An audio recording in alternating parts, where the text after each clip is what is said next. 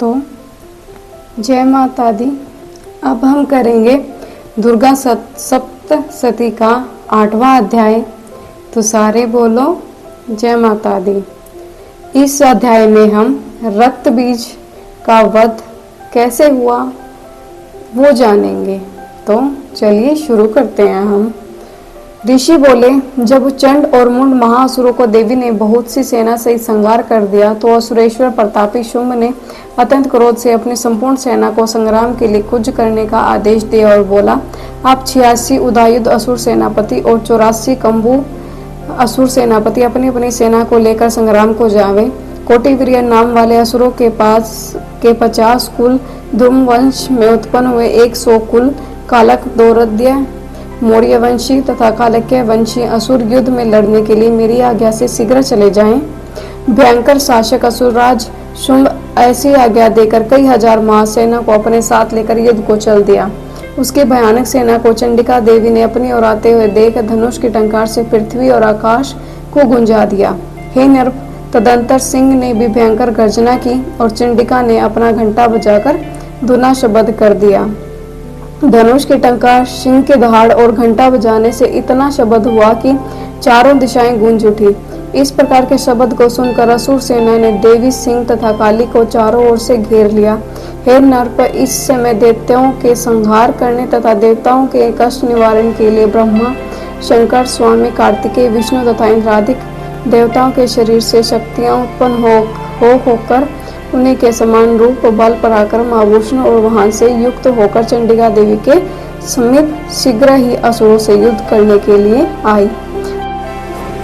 हंस युक्त विमान में बैठकर रुद्राक्ष की माला पहने हुए कमंडल लिए ब्रह्मा जी की शक्ति आई, इसलिए उनका नाम ब्रह्माणी हुआ। शिव जी की शक्ति वृषभ पर सवार होकर त्रिशूल को हाथ में लिए महानाग का कंकण और चंद्र रेखा से सुशोभित हो वहां आई। स्वामी कार्तिकेय की शक्ति कुमारी अंबिका देवी उन्हीं के समान स्वरूप धारण करके मोर पर बैठकर शक्ति लिए असुरों से युद्ध करने को वहां आई। भगवान विष्णु की शक्ति गरुड़ पर बैठकर शंख, चक्र, गदा, षडांग, धनुष और खड्ग को हाथ में लिए वहां आई। यज्ञ वाराही की शक्ति वाराही सुंदर शरीर को धारण किए वहां पर आई। नरसिंह भगवान की नरसिंही शक्ति उनके समान शरीर धारण किए हुए वहां आई, जिनकी गर्दन के केश हिलने से आकाश के संपूर्ण तारागण हिलने लगते थे। ब्रज को लिए सहस नेत्रों वाली इंद्र की इंद्री शक्ति ऐरावत हाथी पर सवार होकर युद्ध में आई।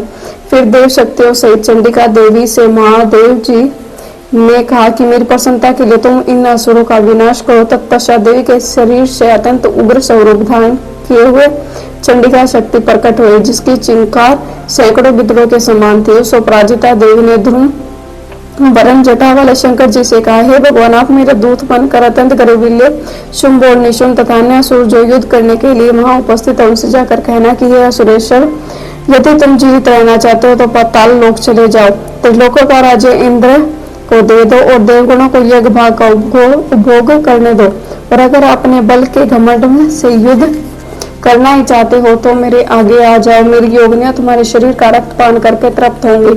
भगवती ने शिव जी को अपना दूत बनाकर भेजा था, इसी कारण देवी का इस संसार में शिवदूती नाम प्रसिद्ध हुआ। भगवान शंकर द्वारा देवी की बातों को सुनकर वे असुर अत्यंत क्रोधित हुए और जहाँ कात्यायनी देवी थी उनके पास गए और क्रोध में आकर देवी के ऊपर बाण शक्ति त्रसृष्टि आदि की वर्षा की। असुरों द्वारा चलाए गए बाण, शूल, शक्ति और फरसा को देवी ने अपने बाणों से खंड कर दिया और वह काली देवी शत्रुओं से अपने त्रिशूल से विद्रोह करते हुए तथा खटवांग से कुचलने लगी।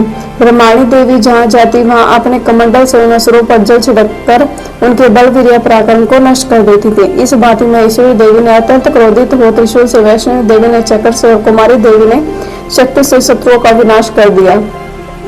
इंद्री देवी के ब्रज पहाड़ से सैकड़ों देवता कट कर पृथ्वी पर गिर पड़े तथा उसके शरीर से रक्त बहने लगा। वायु देवी ने अपने तुंड प्रहार से ही कुछ असुरों को नष्ट कर दिया, कुछ असुरों के वक्ष तल को अपनी दांडों के अगर भाग से फाड़ दिया और कुछ को चक्र से काटकर पृथ्वी पर गिरा दिया। नरसिंही देवी अपने नखों से असुरों को फाड़ कर चबाते हुए संपूर्ण दिशाओं को अपने घोर शब्द से परिपूर्ण करते हुए रणभूमि में विचरने लगी। शिवदूती देवी के विकट अट्टहास करने से व्याकुल होकर कितने असुर भूमि में मूर्छित होकर गिर पड़े। गिरते ही देवी ने उनको अपना ग्रास बना लिया। इस प्रकार मातृगणों के क्रोध से महासुरों का विनाश होते हुए देखकर असुरों की सेना रणभूमि से भागने लगी और उनको इस प्रकार भागते हुए देखकर रक्तबीज नामक महासुर क्रोध युक्त होकर युद्ध स्थल में लड़ने आया।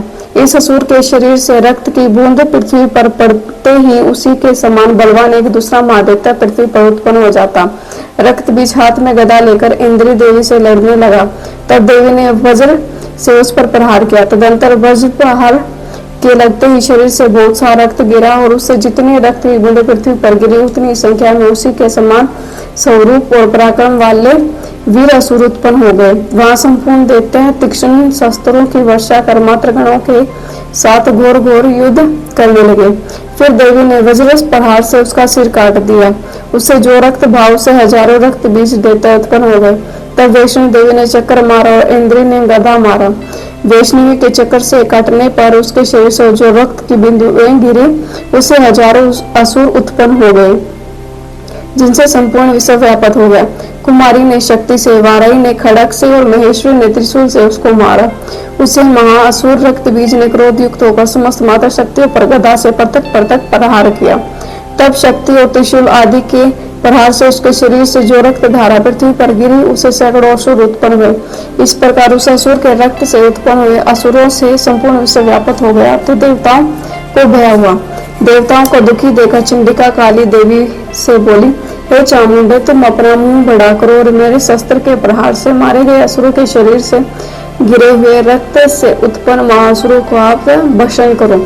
इस प्रकार युद्ध में रक्त से उत्पन्न असुरों का भक्षण करते हुए ब्रह्मांड करोगे तो उस असुर का संपूर्ण रक्त नष्ट हो जाएगा और इस प्रकार आप उन असुरों का भक्षण कर लोगे तो अन्य नए असुर उत्पन्न नहीं हो सकेंगे। इस तरह काली देवी को समझाकर देवी ने रक्त बीज पर त्रिशूल से प्रहार किया और तत्काल रक्त बीज के रक्त को काली ने अपने मुख से पी लिया।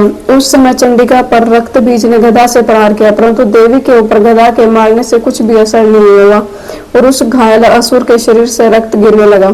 उस रक्त को चामुंडा ने पीना आरंभ कर दिया।